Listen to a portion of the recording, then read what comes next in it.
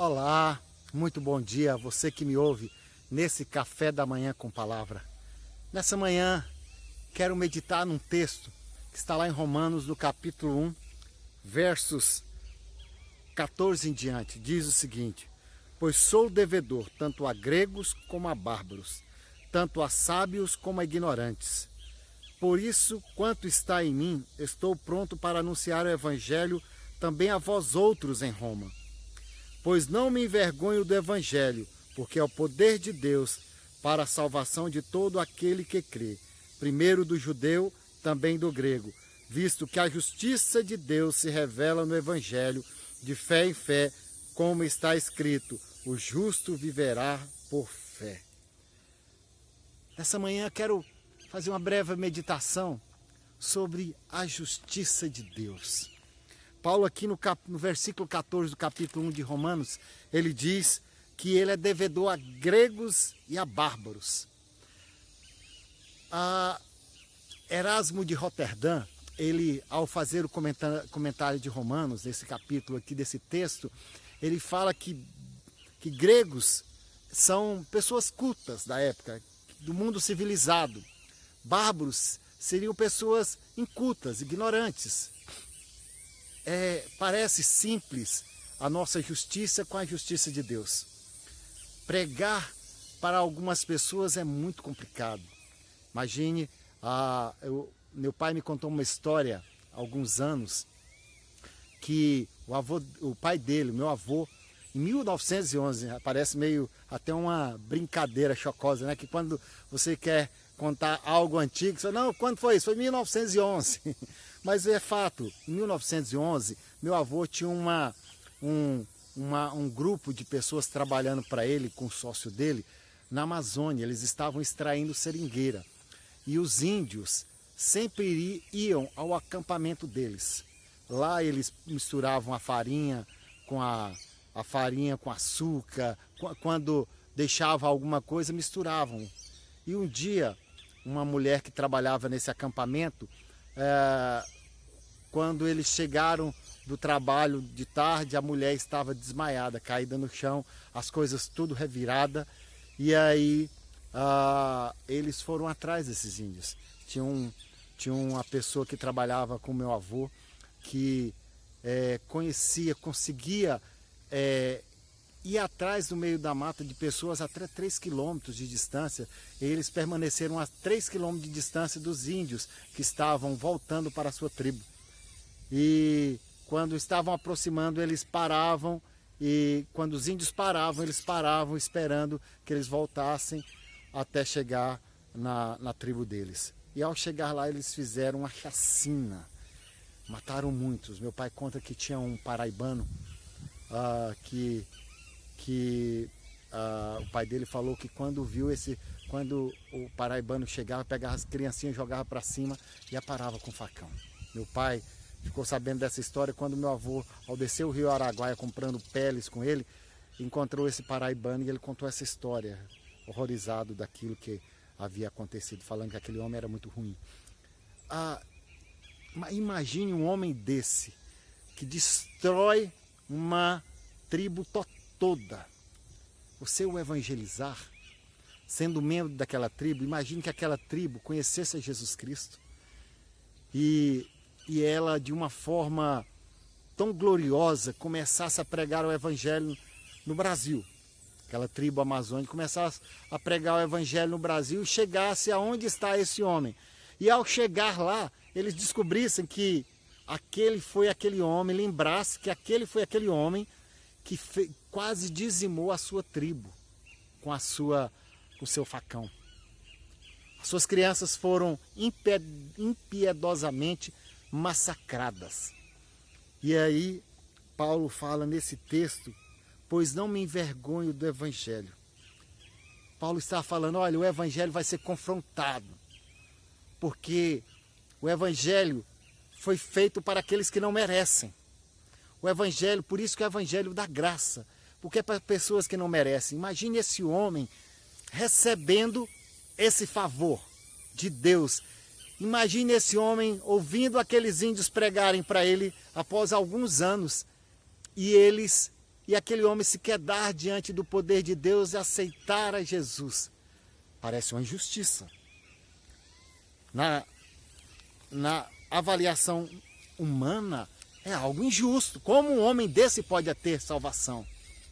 Porque a salvação não é por méritos, é pela justiça de Deus. Paulo fala, por isso que eu não envergonho desse evangelho. Eu falo dele o tempo todo, porque aonde quer que eu vou, eu sou confrontado, eu sou criticado, falando que eu estou falando coisas como se fossem fábulas.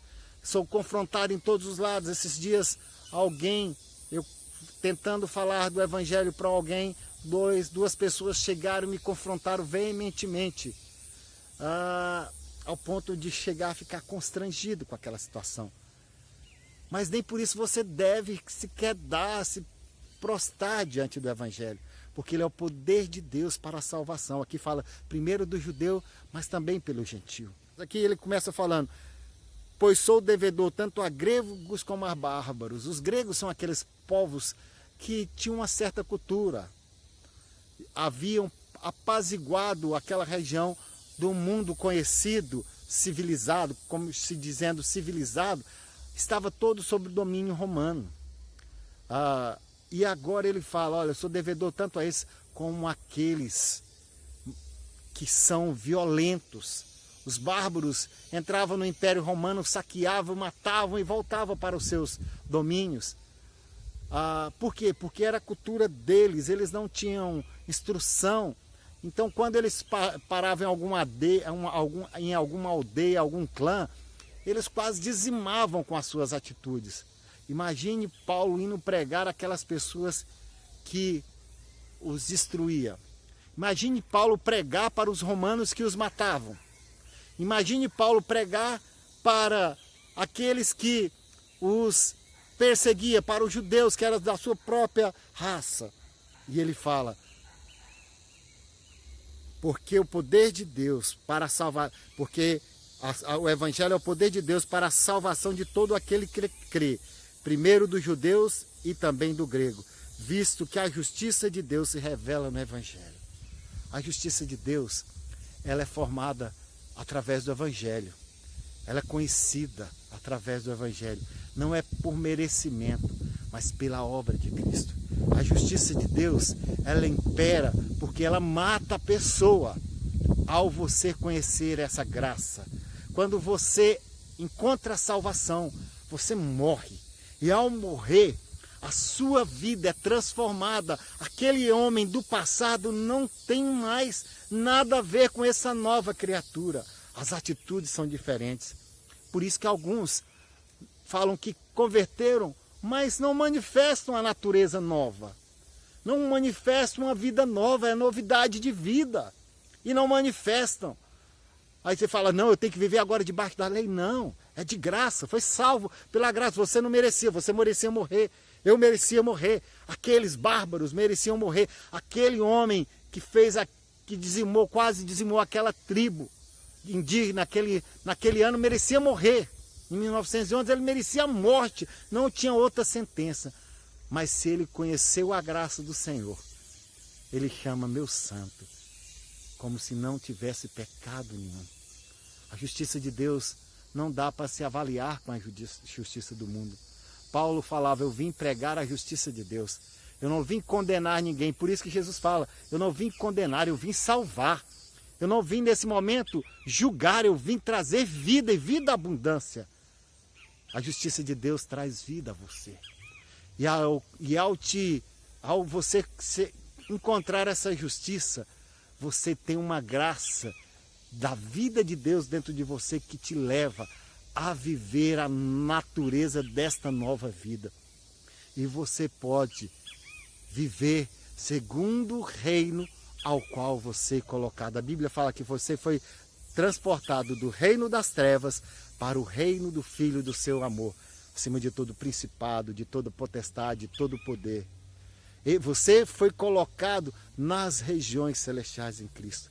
E agora você pode andar em novidade de vida, manifestando as características desse novo reino. Isso é a justiça de Deus, que te faz triunfar, apesar de você mesmo, que te faz vencer, apesar do homem mau que você e que eu sou. Essa é a graça e é essa justiça de Deus que eu queria falar nessa manhã. Que você entenda que não é por você mesmo que você muda as coisas, é pela graça, pelo favor de Deus que está em você. A vida do próprio Deus, o Espírito Santo está em você e o capacita a viver em novidade de vida. Que Deus te abençoe, que Deus te revele a justiça dele e a sua justiça seja considerada como nada diante da graça e do favor dele. Que Deus te dê um bom dia.